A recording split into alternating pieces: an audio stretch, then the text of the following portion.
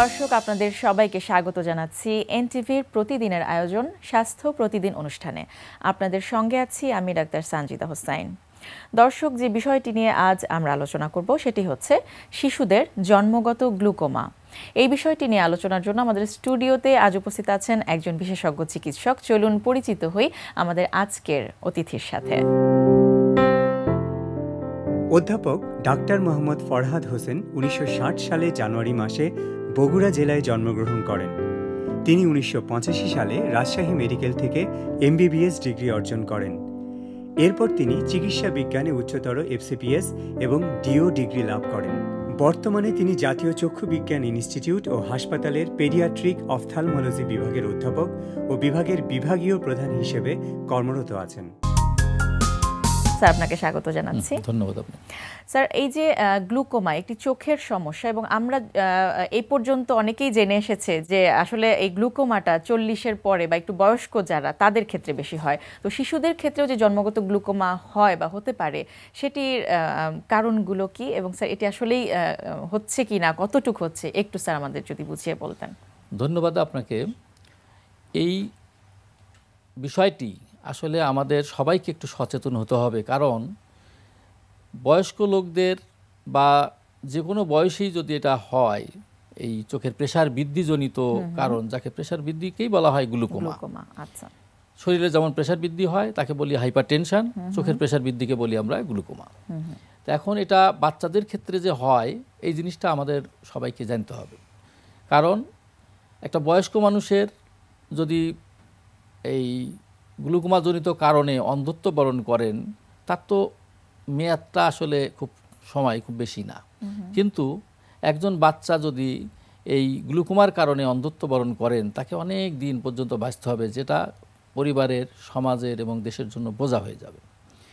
তো আমরা কিভাবে এর কারণটা কিভাবে চিনব এই জিনিসটা আমাদের অবশ্যই জানতে হবে। তো কারণটা হয় কি, বিশেষ করে জন্মগত বলতে যে কোনো কারণেই হোক, মায়ের গর্ভকালীন সময়ে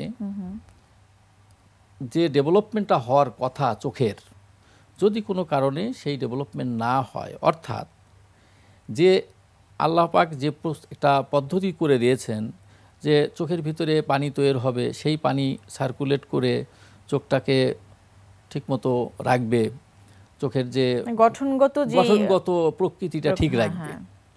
কিন্তু কোনো কারণে যদি সেই পানিটা সার্কুলেশন ঠিকমতো না হতে পারে, অর্থাৎ যদি বেড়ে না যেতে পারে, তাহলে তো ওটা জমা থাকবে। জমা থাকলেই তখন কি হবে, সেটার প্রেসার বৃদ্ধি ঘটবে। আর প্রেসার বৃদ্ধি ঘটলে যেহেতু ছোটোবেলায় এটা সব কিছু থাকে নরম, ইলাস্টিক, তখন হয় কি এটা একদম এক্সপান্ড করতে যায়, বড় হয়ে যায়। আচ্ছা। বড় হয়ে গেলে যেহেতু বড় হয়, তাহলে বড় হলে তার নর্মাল যেহেতু না, তার দৃষ্টিতে তো অবশ্যই দৃষ্টিতে প্রভাব পড়বে। তো এই ক্ষেত্রে বাচ্চাদের যে গ্লুকোমা হয় এটা সাধারণত দেখা যায় যে অ্যাঙ্গেল, চোখের যে অ্যাঙ্গেল দিয়ে আমাদের যে পানিটা তৈরি হয় সেই পানিটা পাস করতে পারে না। আচ্ছা, এই জন্মগত ত্রুটি। তো স্যার, জন্মগত এই ত্রুটিটা নিয়ে যখন একটি বাচ্চা বা শিশু ভূমিষ্ঠ হয়, কি দেখে বাবা মা বুঝবে যে আসলে শিশুটি জন্মগতভাবেই চোখের ত্রুটি, যেটি যে গ্লুকোমা নামে আপনারা বলছেন, আমরা বলছি, এটি নিয়ে এসেছে? হ্যাঁ, এখন প্রথমেই যে জিনিসটা বাবা মার চোখে পড়ে বা বুঝতে হবে যে বাচ্চার চোখ দিয়ে পানি পড়ে, বাচ্চা আলোর দিকে তাকাইতে পারে না, চোখের কালো মণিটা ঘোলা হয়ে আছে, তখন অবশ্যই এটা প্রথম দিকে এটা হয়ে থাকে এবং তখনই চিকিৎসকের পরামর্শ গ্রহণ করা উচিত। যদি দেখা যায় যে না, এই সময়েও বাবা মা বুঝতে পারেন নাই, ওনারা অনেক সময় পরে দেখা যায় যে চোখের মণিটা বেশ বড় হয়ে গেছে, চোখটা অনেক বড় হয়ে গেছে, আচ্ছা, তাকে আমরা বলি বুপথালমাস, মানে একদম অক্সের চোখের মতো অনেক বড় বড় চোখ। সেটি যদি আর্লি স্টেজে না যাওয়া হয়, আর্লি স্টেজে যদি না হয় তাহলে প্রেসারে বাড়তে বাড়তে এরকম হতে থাকে, এবং চোখের যে প্রেসার যখনই বাড়বে, চোখের যে নাড়িটা ব্রেনের সঙ্গে সংযুক্ত, সেই নাড়িতে চাপ পড়ে ওটাও তখন নষ্ট হয়ে যায়। আর নষ্ট হলে স্থায়ীভাবে অন্ধত্বর দিকে চলে যায়।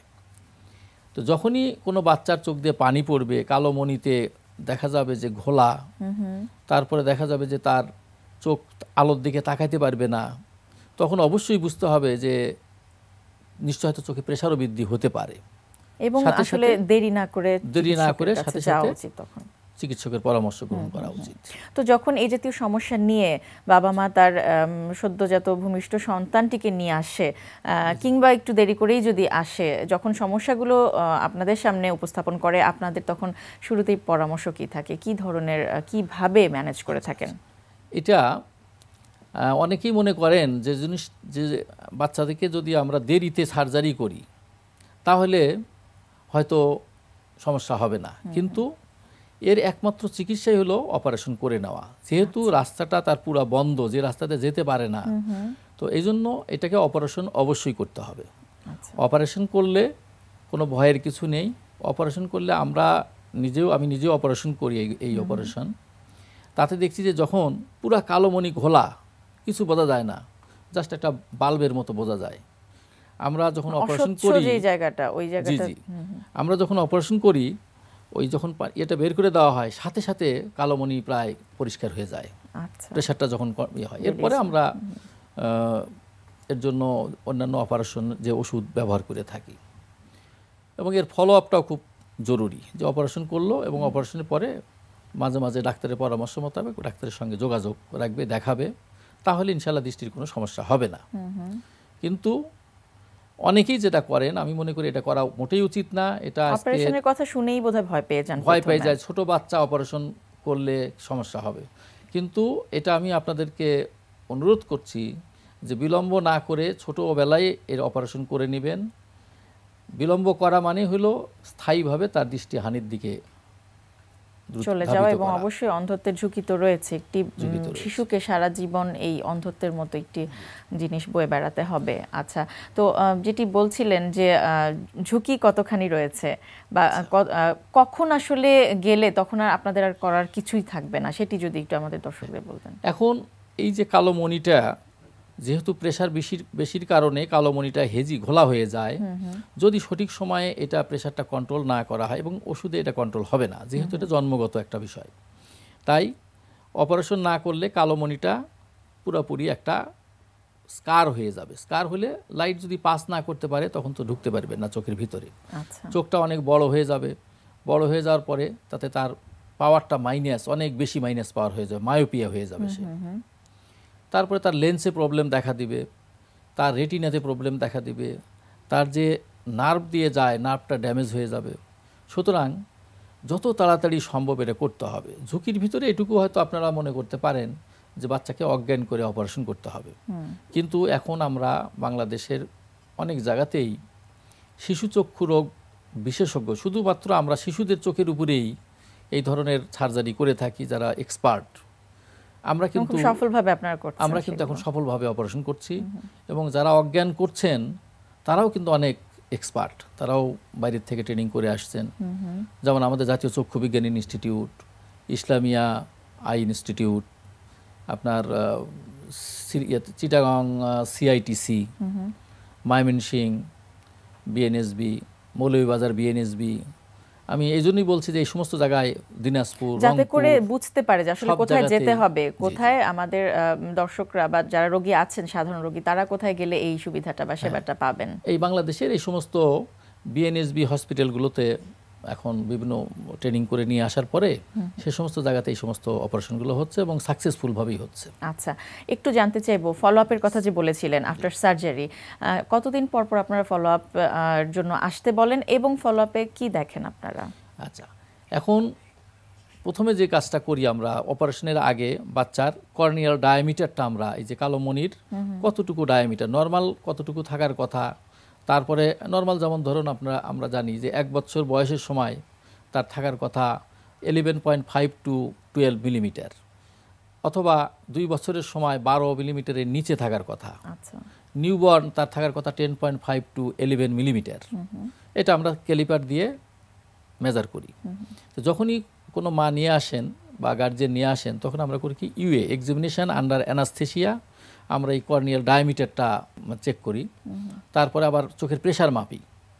প্রেশার মাপে তখন আমরা দেখি যে প্রেশারটা কত আছে, সেই অনুযায়ী ব্যবস্থা গ্রহণ করি।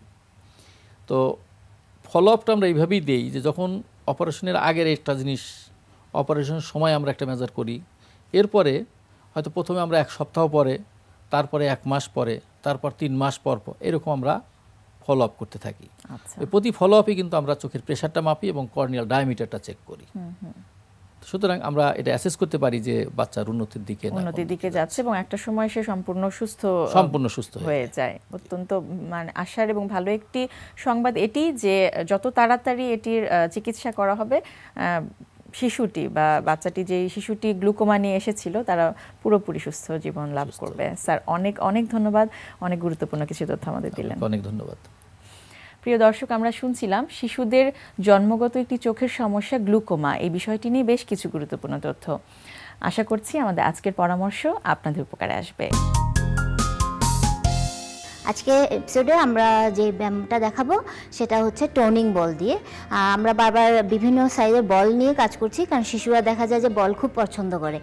আর বলের পাশাপাশি শিশুরা যেটা আরেকটু বেশি পছন্দ করে সেটা হচ্ছে বিভিন্ন super heroes, like Superman, Batman, Spiderman বা হাল্ক। খুব পাওয়ার এক্সারসাইজ যারা করতে পারে, যারা অনেক বিশাল অনেক কিছু পৃথিবী বাঁচানোর জন্য অনেক শক্তিশালী অনেক কিছু, এবং শিশুরা সেই ধরনেরও হতে চায়। তো আমরা ওদের শারীরিক গঠন এবং বৃদ্ধির জন্য পাশাপাশি যেন সে আনন্দদায়কভাবে সেই কষ্টটুকু সে করতে পারে, তার জন্য আজকে আমরা যে ব্যায়ামটা দেখাবো টোনিং বল ইউজ করে, যে সুপার হিরোদের ব্যায়াম। ওকে, আমাকে এখানে হেল্প করবে Leo. So Leo, you want to be a superman? হ্যাঁ, তাহলে মাসল করতে হবে, উঠতে হবে না? তো আমাকে দেখাও যে কিভাবে এই ব্যায়ামটা করব এবং করলে পরে কি হবে। ওকে, প্রথমে আমরা টোনিং বলটা এমনভাবে নিয়ে নিব যে স্কুইজ হবে। এটা কিন্তু খুব নরম একটা বল, চাপ দিলে কিন্তু জিনিসটা ইয়ে হয়। আর যেটা হলো যে হালকা ওয়েট, একদম খালি না, হালকা ওয়েট, এবং ওয়েটের ভ্যারাইটি আছে, বিভিন্ন ধরনের ওয়েট ইউজ করতে পারেন শিশুর বয়স এবং শক্তি অনুযায়ী। ওকে, যখন সে এখানে চাপ দিয়ে ধরে রাখছে, অলরেডি দেখা যাচ্ছে যে কি হলো, বাইসেপ মাসলটা অ্যাক্টিভেটেড হলো। সো এখন লেটসে কাজটা হোক, ঠিক আছে?